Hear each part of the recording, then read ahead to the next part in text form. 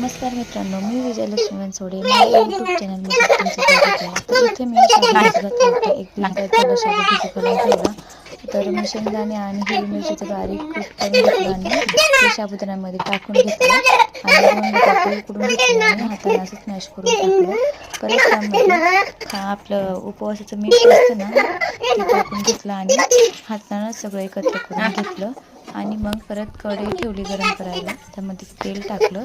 तेल गरम करून छान झालं होतं, तर इकडं मी हाताने छान असे गोल वडे करून घेत होते, कारण माझ्या एका हातामध्ये फोन आणि एका हाताने असं होत नव्हतं, म्हणून मी परत दोन्ही हाताने केलं. असं दोन्ही हाताने छान दाबून घ्यायचे असे आणि ही गरम झालेल्या तेलामध्ये असे छान टाकायचे, हळूहळू टाकायचे. टाकशाल पटपट ती होती हाताला तेल पोळत, त्यामुळे हळूहळू टाकायचं. शकता जेणेकरून असं छान ब्राऊन कलर आलेला आहे.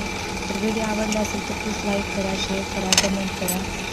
आणि हे वडे दह्यासोबत एवढे छान लागतात ना, तुम्ही एकदा ट्राय करून बघा. Thank you so much.